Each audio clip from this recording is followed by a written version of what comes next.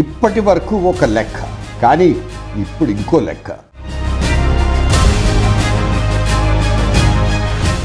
మీనాక్షి నటరాజన్ తెలంగాణ రాజకీయాల్లో ఒక trend.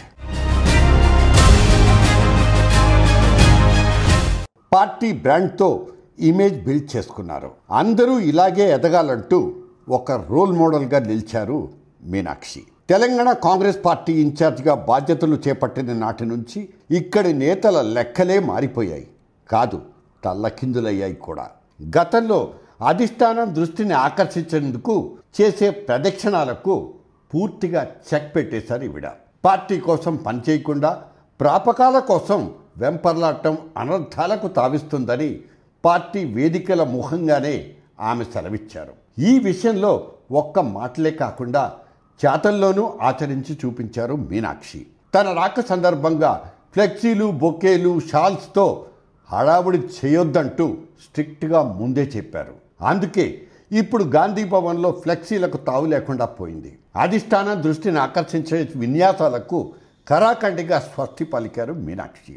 Group రాజకీయాలు, హడావుడి పోకడలు, లాబియింగ్లకు చెక్ పెట్టేశారు. పార్టీలో పనిచేసే వాళ్లతో పాటు వివాదరహితంగా మసలుకునే వారికే పెద్దపీట ఉంటుందని ఆమె ఛార్జ్ తీసుకున్నప్పుడే కుండబద్దలు కొట్టేశారు. కాదు కూడదని పంథా మార్చుకోకపోతే వారికి పార్టీలో కాలం చెల్లినట్లే. రాహుల్ గాంధీ కోటరీలో కీలక నేతగా ఉన్న ఆమె రాష్ట్రంలో ఉన్నంత సమయంలో ముఖ్యమంత్రి మొదలుకొని పార్టీ క్యాడర్తో ఫలవంతమైన చర్చలు జరుపుతారనేది టాక్.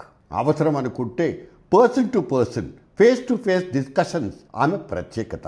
సేకరించిన సమాచారాన్ని ఎప్పటికప్పుడు రాహుల్కు చేరవేసి తక్షణ పరిష్కారానికి ప్రాధాన్యత ఇస్తారనేది మీనాక్షి విషయంలో ఇప్పటికే చాలాసార్లు స్పష్టమైంది.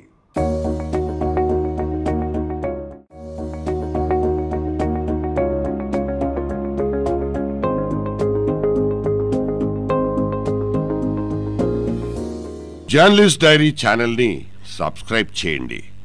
ఎప్పటికప్పుడు జర్నలిస్ట్ డైరీ అప్డేట్స్ నోటిఫికేషన్స్ కోసం బెల్ ఐకాన్ మీద క్లిక్ చేయండి.